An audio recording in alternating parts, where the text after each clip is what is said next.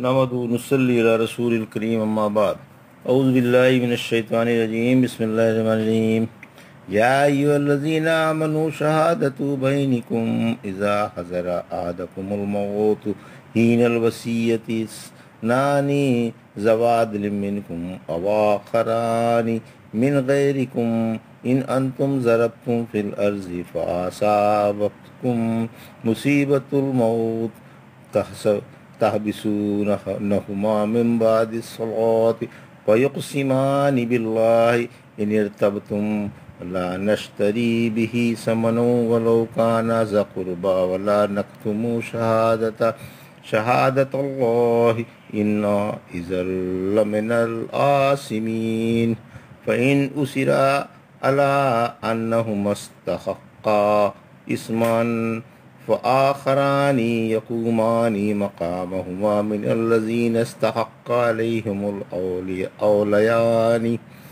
فيقسمان بالله لشهادتنا أحق من شهادتهما وما اعتدينا إنا إذا لمن الظالمين ذلك أدنى أن يأتوا بالشهادة على وجهها أو يخافوا أن ترد أيمان بعد أيمانهم واتقوا الله واسمعوا والله لا يهدي القوم الفاسقين يوم يجمع الله الرسل فيقول ماذا أجبتم قالوا لا علم لنا إنك أنت علام الغيوب۔ ابھی آپ نے سورہ مائدہ کی آیت نمبر 106 سے 109 کی تلاوت سماعت فرمائی۔ ان آیتوں کا ترجمہ اور تفسیر اس طرح ہے: یا ایھا الذین آمنوا شہادۃ بینکم اذا حضر احدکم الموت حین الوصیۃ اثنان ذوی عدل منکم او آخران من غیرکم ان انتم ضربتم فی الارض فاصابتکم مصیبۃ الموت تحبسونہما من بعد الصلاۃ فیقسمان باللہ ان ارتبتم لا نشتری بہ ثمنا ولو کان ذا قربی ولا نکتم شہادۃ اللہ انا اذا لمن الآثمین۔ آیت 106۔ فإن أسر على أنهما استحقا إثما فآخران يقومان مقامهما من الذين استحق عليهم الأوليان فيقسمان بالله لشهادتنا أحق من شهادتهما وما اعتدينا إنا إذا لمن الظالمين۔ آیت 107۔ ذلك أدنى أن يأتوا بالشهادة على وجهها أو يخافوا أن ترد أيمان بعد أيمانهم واتقوا الله واسمعوا والله لا يهدي القوم الفاسقين۔ آیت 108۔ ترجمہ: مومنوں، جب تم میں سے کسی کی موت کا وقت ہو تو وصیت کے وقت تمہارے درمیان تم میں سے دو عادل شخصوں کی گواہی ہے یا تمہارے علاوہ دو غیر آدمی ہوں۔ اگر تمہیں سفر میں موت کی مصیبت پہنچ جائے تم ان دونوں کو نماز عصر کے بعد روک لوگے۔ اگر تمہیں شک ہو تو وہ دونوں اللہ کی قسم کھائیں کہ ہم اس سے کچھ نفع نہیں خریدیں گے اگرچہ وہ عزیز ہی کیوں نہ ہوں، اور ہم اللہ کی گواہی نہیں چھپائیں گے اور اس طرح گنہگار نہ بنیں گے۔ پھر اگر معلوم ہو جائے کہ ان دونوں نے جھوٹی قسم کھائی ہے تو میت کے اولیاء میں سے دو شخص ان کی جگہ کھڑے ہوں اور اللہ کی قسم کھا کر کہیں کہ ہماری گواہی ان کی گواہی سے اچھی ہے اور ہم نے زیادتی نہیں کی۔ ایسی حالت میں ہم سخت ظالم ہوں گے۔ یہ بات اس کے قریب ہے کہ گواہی صحیح طور سے ادا کرے یا اس بات سے ڈرے کہ ان کی قسموں کے بعد قسمیں روک دی جائیں گی، اور اللہ سے ڈرو اور سنو، اور اللہ نافرمانوں کی رہنمائی نہیں فرماتا۔ یہ ترجمہ تھا آیت 106 سے 108 کا۔ تفسیر: آیت 106 وصیت پر دو عادل شخصوں کی گواہی۔ اس آیت میں فرمایا کہ یہ دونوں گواہ عادل ہوں یعنی مسلمان ہوں، پھر فرمایا دو گواہ تمہارے غیر سے ہوں یعنی گھر والوں کے علاوہ ہوں۔ اگر وہ مسلمان ہوں تو بہتر ہے، اگر مسلمان نہ ہو تو اہل کتاب ہی صحیح، کیونکہ بے وجہ مجبوری اہل کتاب کی گواہی قبول کر لی جائے گی، جیسا کہ آگے آ رہا ہے۔ 2 شرطوں سے ذمی بھی وصیت پر گواہ بنائے جا سکتے ہیں۔ پھر فرمایا اگر تمہیں سفر میں موت آ جائے اور وہاں مسلمان نہ ہو تو ذمیوں کو گواہ بنانے کی 2 شرطیں ہیں۔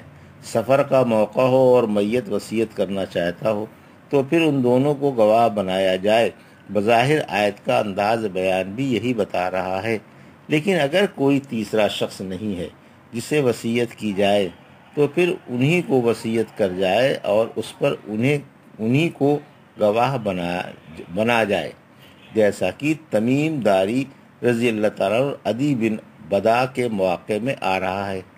اس خاص گواہی سے مخصوص محل میں ایک خاص حکم ہے۔ اس میں بہت سی ان باتوں سے قطع نظر کر لی گئی ہے جن سے دیگر احکام میں نہیں کی گئی۔ پھر جب شبہ کا غریزہ ہو تو اس آیت کی روح سے گواہ کو قسم کھلائی جا سکتی ہے۔ پھر فرمایا کہ نماز کے بعد قسم دلاؤ۔ ابن عباس فرماتے ہیں یعنی عصر کی نماز کے بعد دونوں گواہ نماز کے بعد لوگوں کے اجتماع میں سب کے سامنے کھڑے کیے جائیں اور سب کے سامنے قسم کھائیں کہ ہم نے کچھ نہیں چھپایا اور امانت میں خیانت نہیں کی۔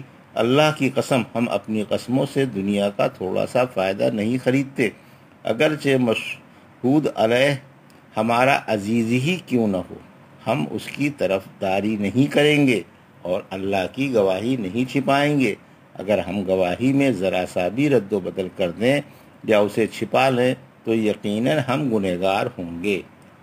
پھر اگر یہ ثابت ہو جائے کہ گواہوں نے خیانت کی یا لیے ہوئے مال میں سے کچھ چرا لیا تو ترکے کے مستحق و وارث کھڑے ہو کر قسم کھائیں کہ یہ گواہ خائن ہے۔ اگر ہم ان پر الزام لگائیں تو ہم ظالم ہیں۔ جیسے قسامہ میں اگر قاتل معلوم نہ ہو تو مقتول کے اولیاء سے قسمیں کھلوا کر قاتل ان کے حوالے کر دیا جاتا ہے۔ تمیم داری و عدی کا واقعہ۔ تمیم رضی اللہ تعالیٰ و عدی دونوں عیسائی تھے اور مسلمان ہونے سے پہلے شام میں آیا جایا کرتے تھے۔ ایک دفعہ حسب دستور تجارت کے لیے شام کو روانہ ہوئے۔ ان کے ساتھ بنی سہم کا مولا بدیل بن ابی مریم بھی تھا۔ یہ بھی تجارت ہی کے لیے جا رہا تھا۔ اس کے پاس چاندی کا ایک گلاس تھا جو بادشاہ کو تحفے میں دینا چاہتا تھا۔ یہی اس کی تجارت کا بڑا سرمایہ تھا۔ اتفاق سے یہ راستے میں بیمار ہو گیا اور ان دونوں کو مال سپرد کر کے ان سے وصیت کر گیا کہ میری یہ چیزیں میرے گھر پہنچا دینا۔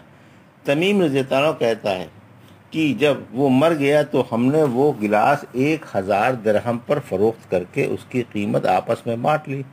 پھر جب ہم ان کے گھر آئے تو ان کے گھر والوں کو باقی مال دے دیا۔ انہوں نے چاندی کا گلاس نہ پا کر ہم سے پوچھا کہ گلاس کہاں ہے؟ ہم بولے کہ جو کچھ دیا گیا تھا وہ ہم نے تمہارے حوالے کر دیا۔ تمیم کا کہنا ہے کہ جب رحمت عالم صلی اللہ علیہ وسلم میں مدینے تشریف لے آئے اور میں مسلمان ہو گیا تو میں نے گلاس کی چوری کو گناہ سمجھا اور ان کے گھر والوں سے سارا واقعہ بیان کر کے انہیں 500 درہم دے دیے اور یہ بھی بتا دیا کہ باقی 500 درہم عدی کے پاس ہیں۔ چنانچہ ان کے وارث عدی کے پاس گئے اور اس سے رقم کا مطالبہ کیا۔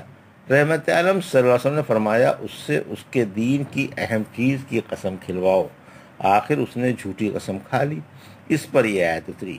پھر عمر بن عاص رضی اللہ تعالیٰ عنہ اور ایک دوسرے شخص نے قسمیں کھا کر کہا کہ یہ جھوٹا ہے اور اس سے 500 درہم وصول کر لیے۔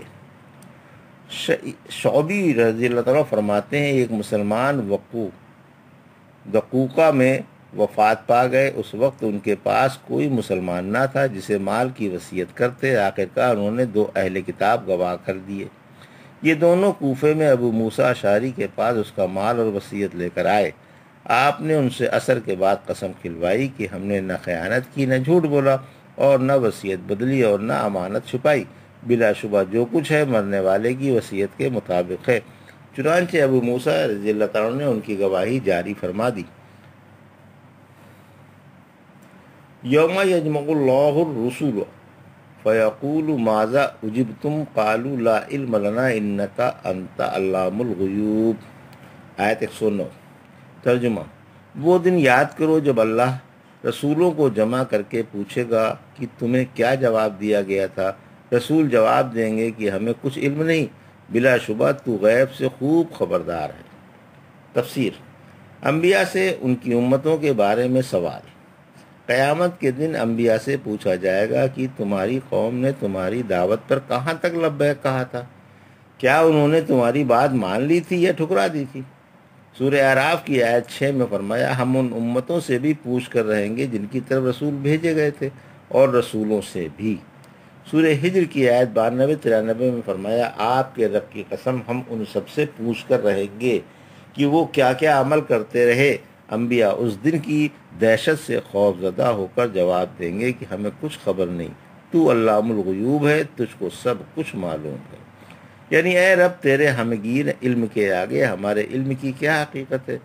گو ہماری دعوت قبول کی گئی اور ہم قبول کرنے والوں کو پہچانتے بھی ہیں، لیکن ہمارا علم ظاہر تک محدود ہے اور ہم باطن سے قطعی بے خبر ہیں۔ تو ہر چیز کو ہر طرح سے خوب جانتا ہے، کیونکہ تو غیب کی باتوں سے خوب خبردار ہے۔ یہ تھا سورہ مائدہ کی آیت 106 سے 109 کا ترجمہ اور تفسیر جو ابھی آپ نے سماعت فرمائی۔ بارک اللہ لی ولکم فی القرآن الحکیم ونفعنا ایاکم بالآیات الذکر الحکیم۔